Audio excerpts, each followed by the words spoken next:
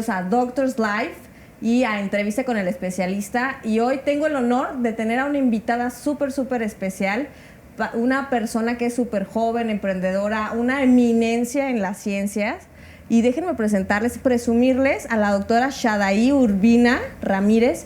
Ella es egresada del Instituto Nacional de Ciencias Médicas y Nutrición del Instituto Salvador Subirán. Y tiene aparte una subespecialidad en patología oncológica en Médica Sur. Bueno, su especialidad es patología. Y pues bueno, es una gran amiga de la infancia, desde que éramos pequeñas. Después empezamos a estudiar y coincidimos, bueno, en la medicina, como nuestros papás son doctores los dos. Pues bueno, ejercimos también la profesión de medicina. Pero bueno, déjenme presentarles y presumirles que aquí está como invitada de honor la doctora Shadaí. Muchísimas gracias de venir. No, gracias por invitarme.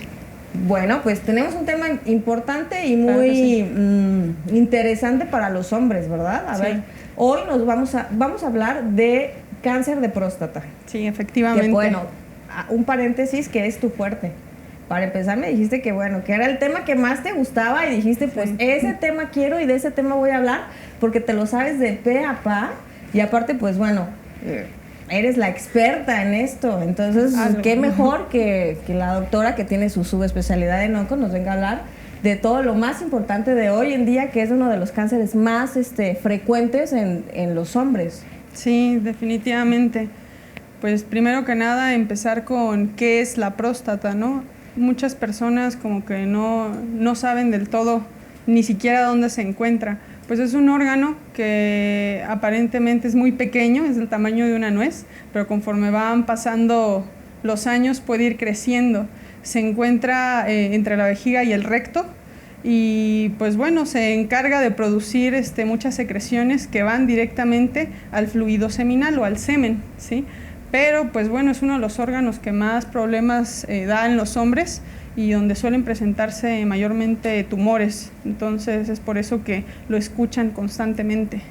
Y es que la gente dice, bueno, y escucha, ¿no? El cáncer de próstata, pero pues bueno, ni siquiera sabemos, en dónde está ubicada la próstata, ¿no? A veces dices, pues bueno, ¿y esa glándula dónde está? ¿En la cabeza, en el abdomen? ¿Dónde exactamente está ubicada? Y pues bueno, es importante conocer que está dentro del aparato reproductor masculino y pues bueno, ya nos dijo la doctora de qué tamaño y todo, ¿no?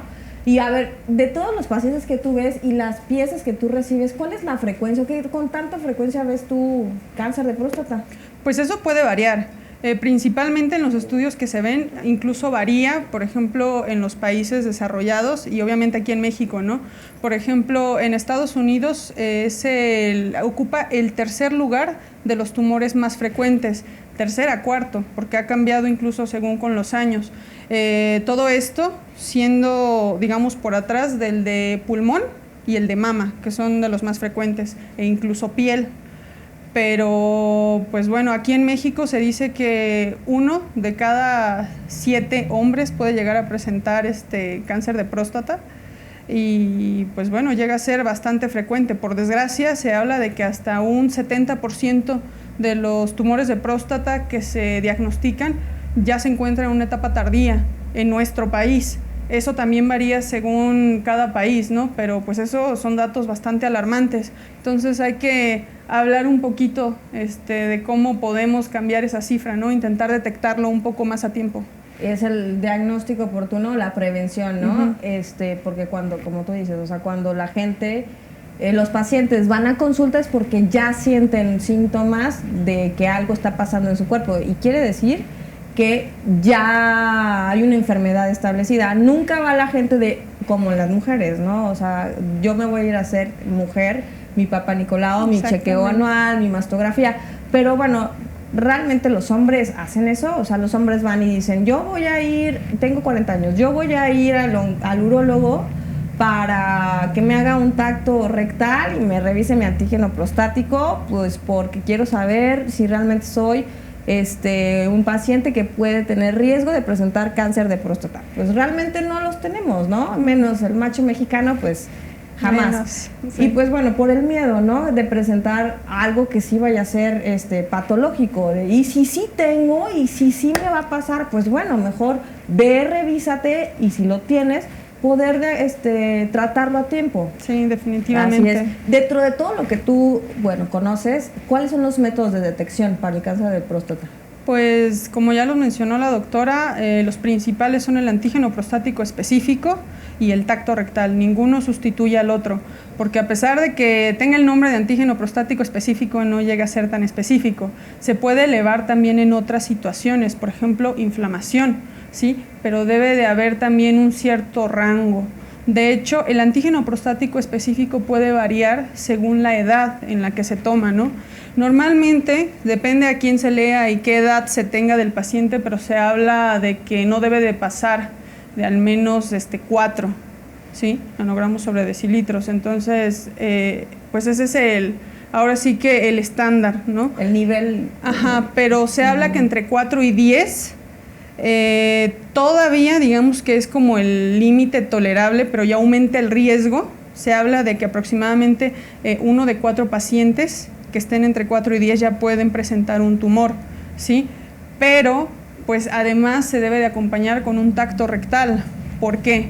La gran mayoría de los tumores de próstata crecen en la zona periférica, tomando en cuenta, como dijimos anteriormente, que la próstata es como una pequeña nuez, ¿sí? En lo que es el centro de la próstata pasa la uretra prostática. Cuando hay un crecimiento de la próstata, ¿sí? Crece por lo general todo el órgano, es que puede llegar como a presionar la uretra prostática que se encuentra en medio, ¿no? Entonces ahí vienen problemas para orinar. Pero en el caso de los tumores, la gran mayoría crecen en la zona periférica. Por lo tanto, eso quiere decir que no dan grandes cantidades de síntomas, ¿no? Tempranos. O sea, exactamente. Entonces, la verdad es más raro que el tumor comience a crecer en la zona transicional. Entonces ahí, pues comenzarían a tener problemas para orinar, por ejemplo. Pero en este caso pues no. Entonces con el tacto rectal justamente lo que se está sintiendo es parte de la zona periférica y es lo que los médicos, los urólogos principalmente, detectan, ¿no? A partir de que ya se tenga alteraciones en el tacto rectal o en el antígeno prostático, pues ya se puede escalar a otro tipo de estudios, ¿no?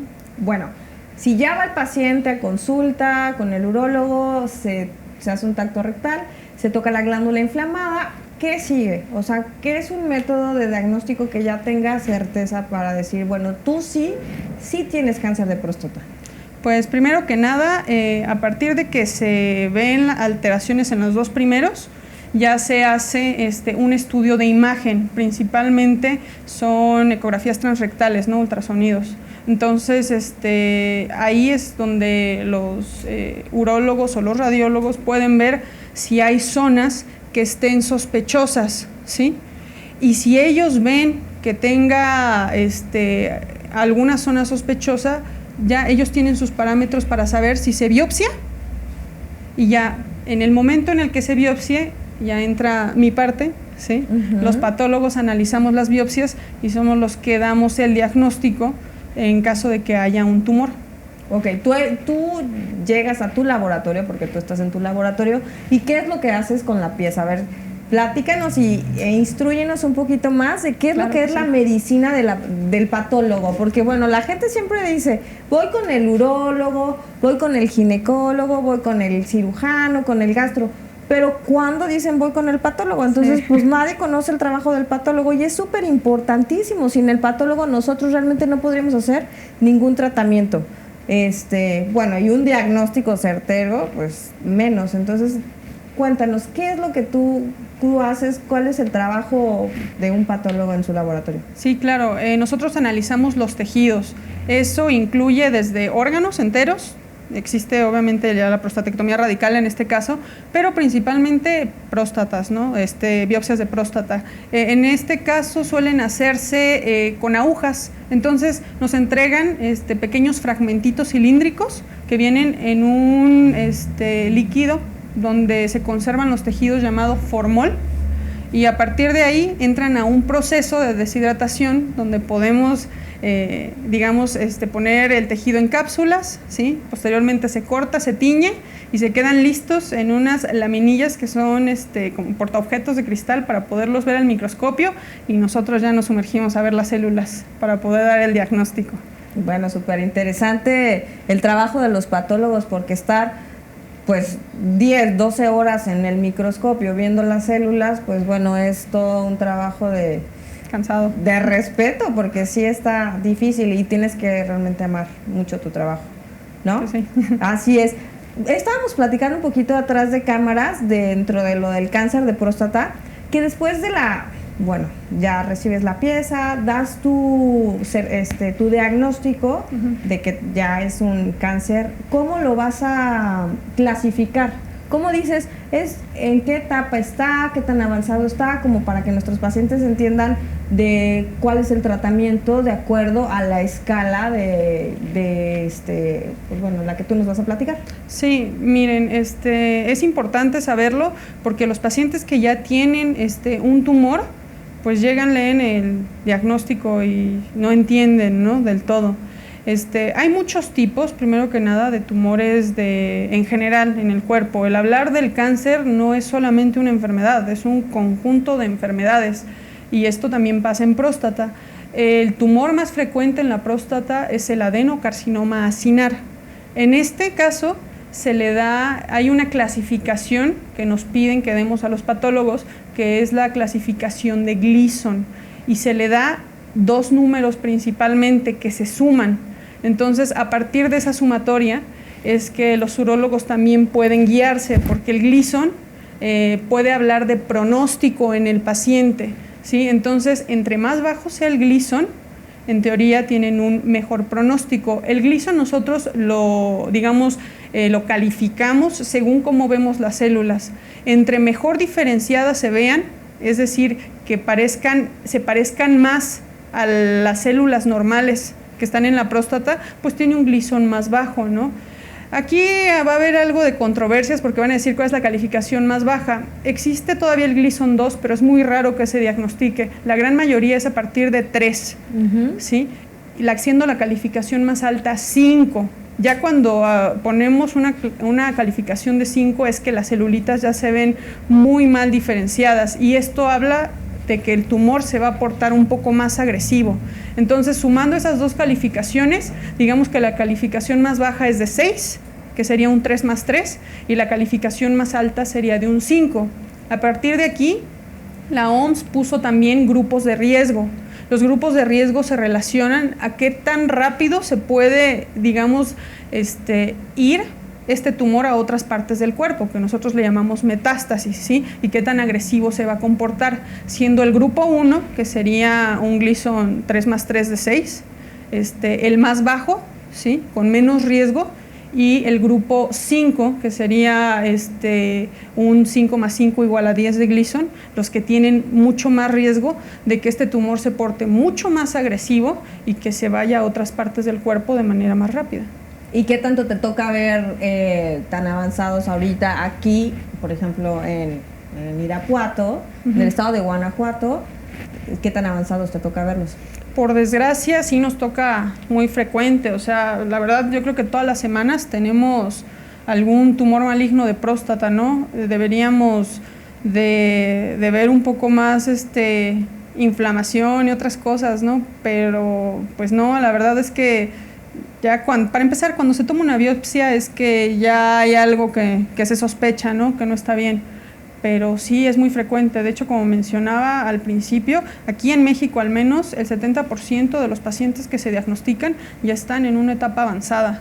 Y pues lo peor de todo es que, como les decía, no hay un síntoma específico de la enfermedad como tal. Entonces, ya cuando presentan síntomas, ¿cuáles pueden ser? Principalmente pues dolor incluso de lumbar, de cadera, porque este tumorcito, aunque avanza lento, a los lugares a donde más suele avanzar es huesos. ¿Y qué huesos? Pues los que están, digamos, cercanos, ¿no? Las crestas ilíacas o la cadera, también columna vertebral, a veces costillas. Otro de los síntomas que puede haber, que no es muy frecuente, puede haber incluso dificultad para orinar, ¿sí? O incluso hasta sangrado en la eyaculación, ¿no? Que tampoco es tan frecuente, pero ese es el problema, que ya cuando comienza a haber síntomas es que el tumorcito ya está muy avanzado. Sí. Oye, y hablando de eso, ¿qué nos recomiendas? ¿Qué nos dices? ¿Qué has leído de lo que tú sepas para la prevención del cáncer de próstata? Pues primero que nada, como mencionó la doctora, creo que los hombres deberían tener ahora sí que un poco más de pues ser un poco más ordenados en que cada año se hagan su escrutinio, ¿no? Así como las mujeres nos hacemos el Papa Nicolau y la mastografía o el ultrasonido de mama, los hombres también tienen que hacerse el antígeno prostático. Si sale alterado, pues también acudir a que se les haga un tacto rectal. Ojo, hay tumores que no elevan el antígeno prostático, por eso también es importante que acudan con su urólogo, ¿sí? De rutina, no es necesario que tengan síntomas para que acudan con él, y ese sería el principal. Pero ¿qué más se puede decir? En general en los tumores se habla de que es importante que se mantenga un peso saludable. La obesidad aumenta prácticamente el riesgo de padecer cualquier tipo de tumor. Todo. El consumo de alcohol. El consumo de alcohol también aumenta el riesgo de padecer muchos tipos de tumores. Lo peor es que ni siquiera se ha establecido como el rango, ¿no? En mujeres, por ejemplo, se llega a hablar de que 1 o 2 copas, e incluso algunos mencionan que a la semana puede aumentar el riesgo, pero ni siquiera mencionan de qué vino o la cantidad de la copa, porque no es lo mismo un caballito que realmente una copa grande, ¿no? Entonces, esto llega a ser relativo. Pero, ¿qué otra cosa podemos hacer? Sobre todo en la alimentación. La alimentación es fundamental. Y en este caso de los tumores de próstata, se ha visto que el licopeno, que es un antioxidante, es muy importante para la prevención de este tipo de tumores. ¿Dónde se encuentra el licopeno? De los alimentos que más lo contienen son los tomates. Sí, pero se pueden encontrar también en alimentos principalmente de color como naranja o rojo, como las sandías, puede encontrarse también en toronjas, en frutos rojos.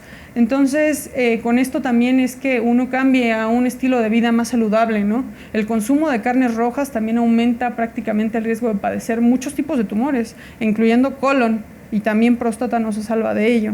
Entonces, modificar algunos rasgos o hábitos malos de nuestra dieta creo que puede ayudar bastante para, sobre todo en este tumor de próstata, pues tomen en cuenta el licopeno, ¿no? Bueno, he escuchado a algunos oncólogos por ahí que dicen que el aumento, por ejemplo, de jitomate se ha correlacionado con la prevención del cáncer de próstata, y ahí el por qué, lo que tú dices. Uh-huh. Pero bueno, aparte, nos estabas platicando de un poquito de la vida sexual. Sí, claro. Eso es muy interesante. Sí, pues entramos en pues así que en un tema que es complicado, ¿no? Porque llaman que se tiene que tener una vida sexual saludable. No sé exactamente qué sea la definición, qué es saludable, pero al menos se habla de tener eyaculaciones frecuentes. ¿Por qué? Normalmente cuando se quedan los fluidos, ¿sí?, en próstata, se habla de que hay un aumento en la propensión de la inflamación. Si la próstata está inflamada constantemente, puede aumentar el riesgo de padecer tumores. En este caso, pues el más común, el adenocarcinoma acinar de próstata. Entonces, eyaculando frecuentemente, ¿sí?, el no tener ahí las secreciones, digamos, guardadas, disminuye la inflamación y por lo tanto disminuye el riesgo de los tumores, ¿no? Entonces, acuérdense, no hay que quedarse nunca con las ganas, ¿no? Y menos de también tomarse su vinito tinto, antioxidante, porque tú estabas ahí de los vinitos. Vinito tinto, yo soy a favor, ya saben. Pero licopeno, sobre todo, frutas, verduras crudas, eso también les puede ayudar. Muy bien. Y háblanos un poquito, ¿existe o no algo correlacionado con alguna vacuna para la prevención? Pues hasta ahorita no, ahora sí que no hay alguna vacuna que pueda prevenir este tipo de tumor, ¿sí? Todavía estamos como muy en pañales, porque sí se sabe que hay ciertas alteraciones genéticas, ¿sí? Pero tanto así como para saber qué pacientes van a tener o van a presentar este tumor, pues no, todavía no sabemos específicamente. E incluso ¿Qué pacientes que presentan los tumores van a tener algo de resistencia al tratamiento? Híjole, pues menos. ¿Y lo has visto relacionado con la herencia? Sí, totalmente. De hecho, eso va totalmente relacionado con qué tan frecuente o qué tan rápido, digamos, debo de comenzar como hombre a hacerme el escrutinio del estudio del antígeno prostático específico. Se dice en las guías que es a partir de los 50 años en personas que no tengan factores de riesgo. Los factores de riesgo principales es que tengan algún familiar de primer grado. En caso de que así sea, que tengan algún familiar de primer grado, ya sea padres, hermanos o incluso tíos, que hayan presentado un tumor de próstata en una edad que no sea temprana, es decir, arriba de los 60 años, ahí se empieza a partir de los 45 a tomar el antígeno prostático, ¿sí? Pero en pacientes que hayan tenido algún familiar de primer grado, que haya presentado el tumor y de manera temprana, es decir, antes de los 60 años, se recomienda que a partir de los 40 años se comiencen a hacer el antígeno prostático. Y bueno, la recomendación, ir al urólogo, ¿no? Definitivamente. Ir al urólogo para prevención, y es lo que hemos estado tratando de inculcar a toda nuestra población desde, entrevistas anteriores, que acudan hombres también a una revisión, a un chequeo general con el urólogo a partir, de los 40, 50 años, en general los factores de riesgo que acabas de mencionar, y pues no está de más hacer el tacto rectal de acuerdo a las indicaciones de su urólogo, sí. No nada más por ahí. Entonces, a ver, Shada, si no fueras doctora, ¿qué hubieras sido? Híjole, creo que hasta la fecha, no sé. A mí me gusta la física, entonces yo creo que me hubiera, encaminado por ese rubro. Me encanta la ciencia, eso sí, no puedo negarlo. Entonces, todo eso de la astronomía, principalmente la física de partículas o la astrofísica, por ahí me hubiera ido. Creo que se relaciona, ¿no? No sé, entre ver células o ver estrellas, o sea, es como de diferente escala, pero al fin y al cabo es interpretación. Súper bien. ¿Y cómo te ves aquí en 10 años? ¿Qué estarás haciendo? ¿Cómo te ves? En 10 años, ¿tú qué estarás haciendo? Qué difícil pregunta. Pues espero que siga viva, primero que nada, y pues ayudar a las personas lo más que se pueda, ¿no? En este rubro de estar en el diagnóstico, y pues aquí en Irapuato al menos se presta mucho que se pueda hablar con el paciente. Normalmente los patólogos no los conocen porque los pacientes no suelen hablar mucho con ellos. Para nosotros, sí nos gusta, mi papá es patólogo, entonces nos gusta el trato con el paciente, él me lo inculcó principalmente, y pues creo que me veo todavía ejerciendo, obviamente, mi especialidad y ayudando lo más que se pueda a cada uno de los pacientes que así lo requieren. Pues muchísimas gracias, Shadaí, la doctora Urbina, patóloga, oncóloga, y pues muy, muy, muy, muy buena, reconocida aquí a nivel nacional en el Instituto Nacional de Ciencias del Salvador Subirán. Muchas gracias por darnos esta entrevista, por estar aquí, por instruirnos un poquito de lo que hace el patólogo, sí, de lo que es el cáncer de próstata, y sobre todo, compartir en este espacio de Doctors Life y ser parte de nuestros médicos. Gracias por estar aquí, Shada. No, muchas gracias por la invitación. Espero pronto nos podamos volver a ver. Oye, ¿dónde te podemos encontrar para cualquier duda?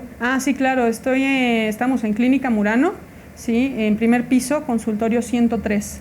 Pues cualquier cosa que podamos ayudar, ya saben. Muchísimas gracias. Pues bueno, amigos de NPI Network, síganos aquí para más cápsulas de salud.